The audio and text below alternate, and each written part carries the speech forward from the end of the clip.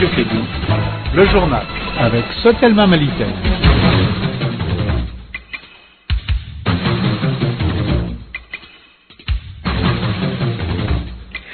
Mesdames et messieurs, bonsoir et toutes nos excuses pour ce léger retard et bienvenue dans cette édition au sommaire.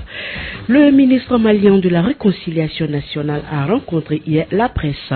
Pour lui, le conflit qui en moins d'une semaine a déjà causé la mort de plusieurs dizaines de civils dans le nord du Mali est bel et bien un conflit intercommunautaire. Nous l'entendrons dans ce journal. La Fondation Terre des Hommes et le service social intercommunautaire au chevet des enfants en situation de mobilité en Afrique de l'Ouest. C'est le thème d'un atelier de formation des hommes de médias qui se tient actuellement au Burkina Faso. Nous en parlerons plus avec Fanta Adjakiti.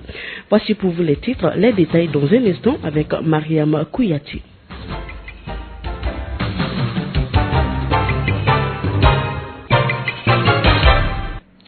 Le ministre chargé de la réconciliation et du développement des régions nord du Mali était devant la presse hier.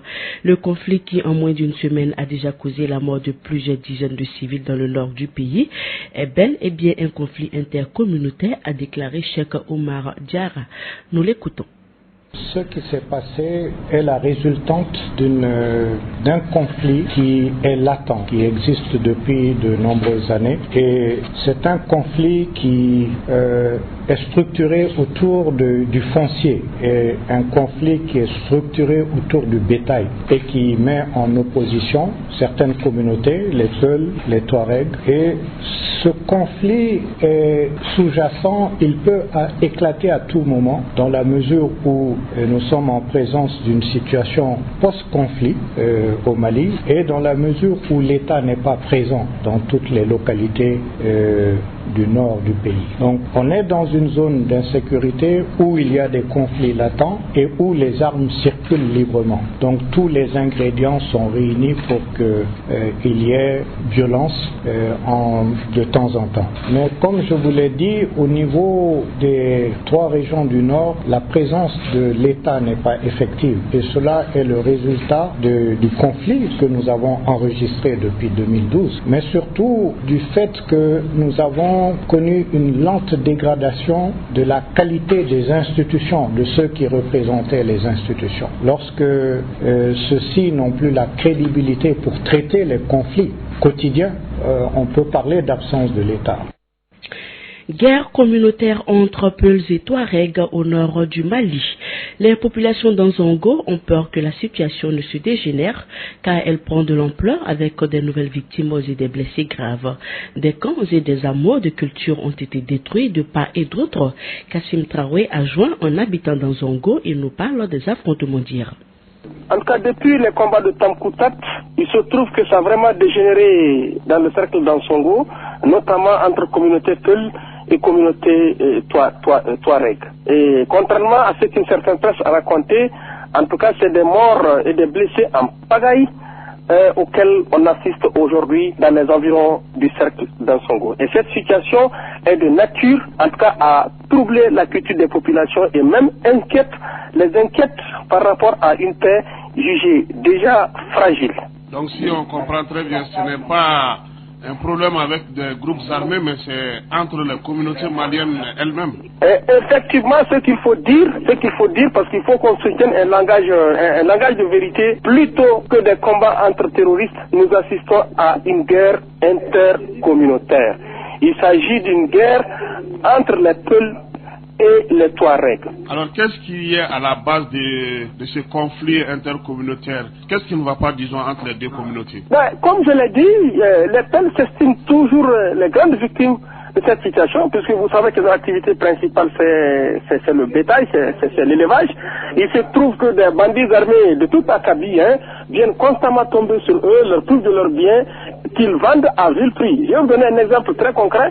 Au jour d'aujourd'hui, à Anzongo, de la viande de bœuf quitte la brousse à toutes les occasions, à toutes les foires. La viande de bœuf, c'est-à-dire le bœuf déjà froidement abattu par les soins de bandits armés, est vendue à Anzongo au vu et aussi des autorités, au vu et aussi des agents vétérinaires et tout ce qui s'ensuit.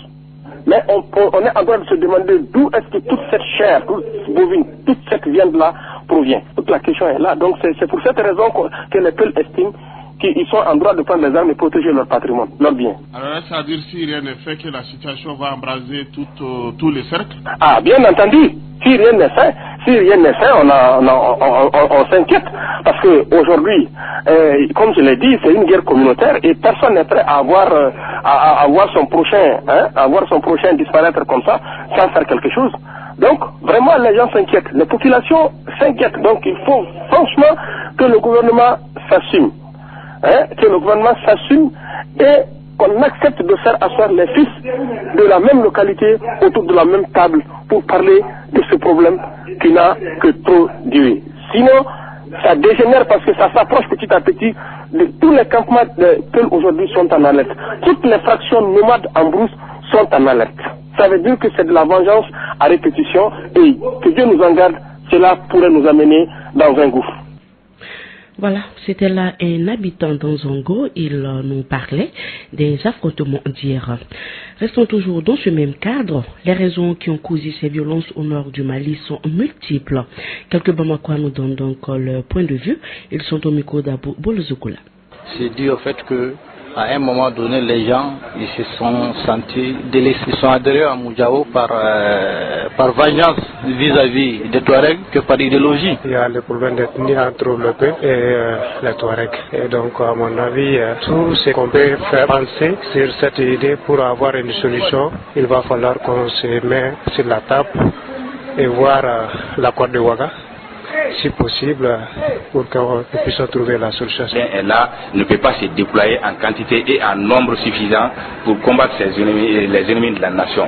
Et moi, je demande à tous les bonnes volontés, au gouvernement de faire tout, même l'impossible, de récupérer notre nord. Est-ce que les peuples qui viennent d'exterminer comme ça ne sont pas exténués par un comportement des bandits Touaregs et autres qui n'en finissent pas de faire des raquettes, des razzias. Le fait même de vouloir institutionnaliser chez nous le problème MNLA, faire du MNLA une institution au Mali, ceci est un encouragement au banditisme. Il y a aussi des bandits armés, des trafiquants d'armes, de drogue, etc. Donc il ne peut pas avoir la paix là-bas, sauf si le gouvernement se met à sa place et agit vite.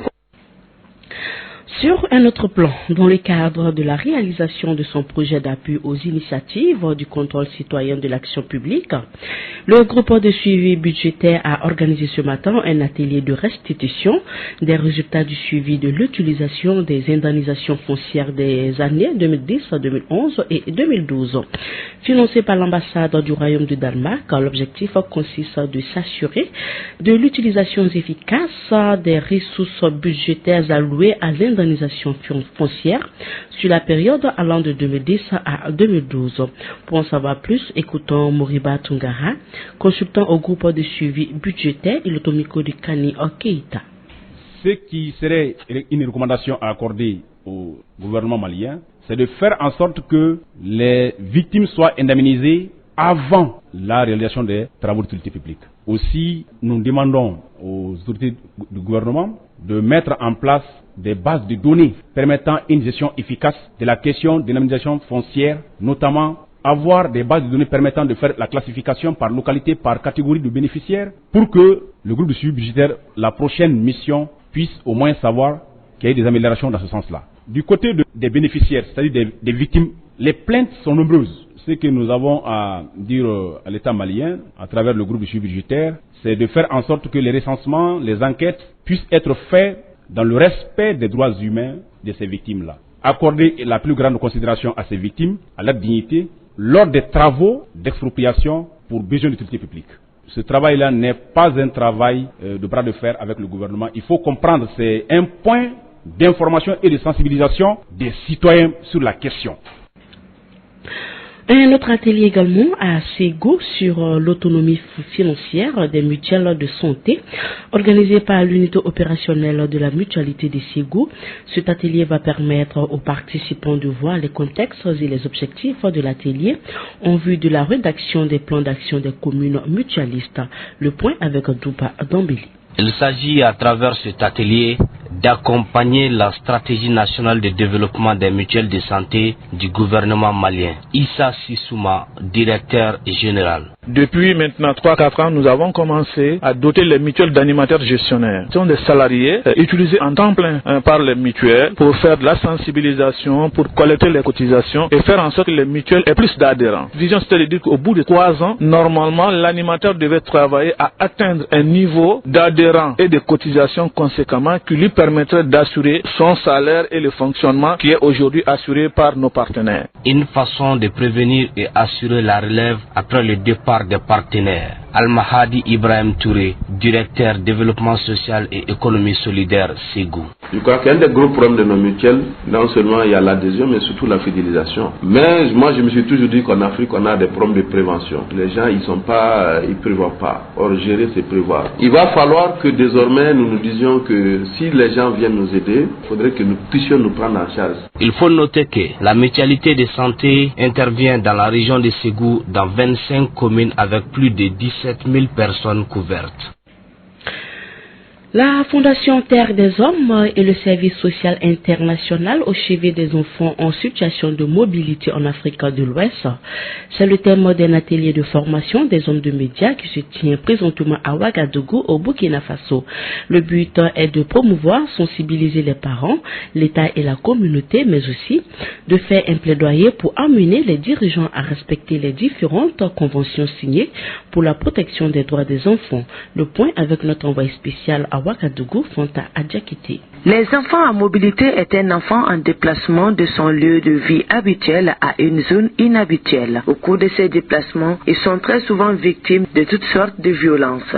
C'est pourquoi la Fondation Terre des Hommes et le Service social international interviennent pour apporter la protection à ces enfants en situation de mobilité. Herman Zungarana, coordinateur du projet régional mobilité des enfants en Afrique de l'Ouest.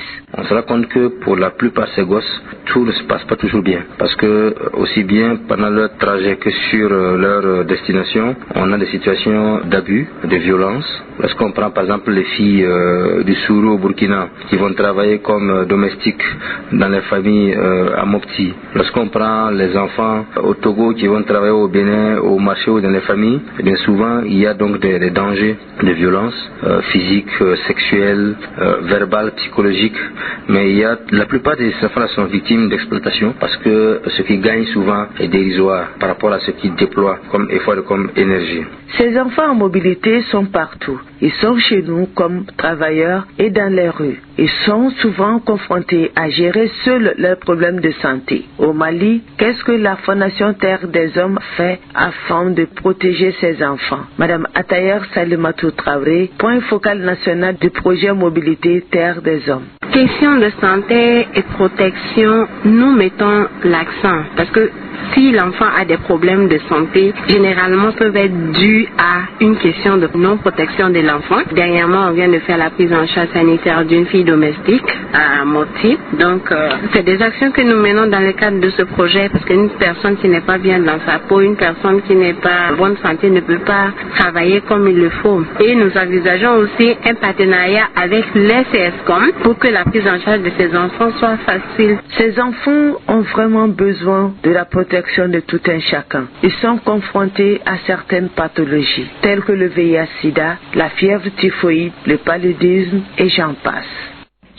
Voilà, restons toujours à l'étranger. Des équipes spécialisées mènent ce mercredi d'intenses recherches sur le site du crash d'un avion militaire ayant fait plusieurs morts dans l'est de l'Algérie pour tenter d'élucider les circonstances de la chute de l'appareil. Mais la boîte noire n'a pas encore été retrouvée. L'avion transportait des militaires, des familles de militaires et 4 membres de l'équipage. Les conditions météorologiques très défavorables avec un orage accompagné de chutes de neige serait donc à l'origine de ce crash, selon le ministère de la Défense. Le président Abdelaziz Bouteflika a décrété un deuil national de 3 jours à compter de ce mercredi à la suite de cette douloureuse épreuve pour le peuple algérien. Le ministre français de la Défense, Jean-Yves Le Drian, s'est rendu ce mercredi en Centrafrique pour afficher la détermination de Paris à faire cesser des exactions qui relèvent pour Amnesty International du nettoyage ethnique et, selon l'ONU, menacent le pays de partition. Cette mise en garde explicite de M. Le Drian traduit un net changement de ton depuis quelques jours envers les miliciens anti-Balaka et les bandes de pillards qui continuent de sévir en toute impunité à Bangui. Ici Radio Clédou, c'est tout au monde à vos oreilles.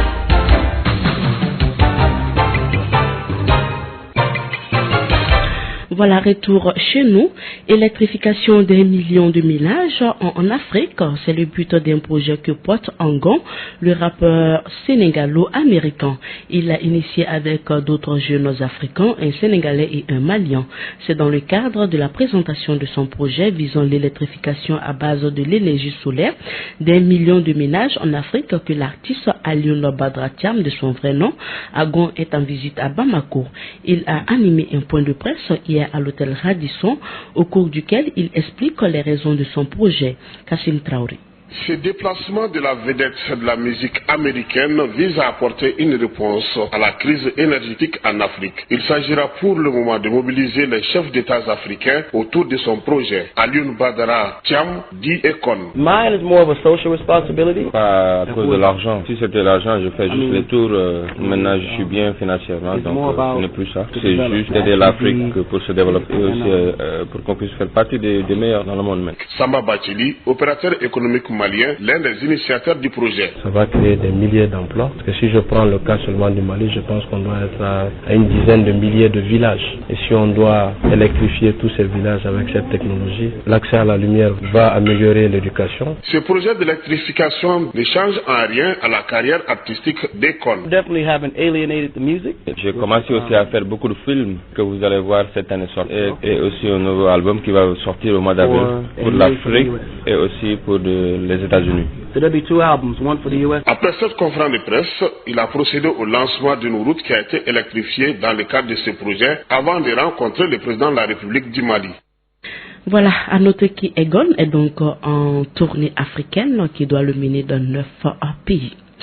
Il est 16h passé de 17 minutes dans notre studio. C'est la fin de cette édition. Merci à vous de l'avoir suivi. Mariam Kouyaté était à la présentation, partie technique, Ousmane Naweli Diallo. Dans un instant, votre émission Allo Clédou avec Yeli Madi Konaté. Bonsoir à tous.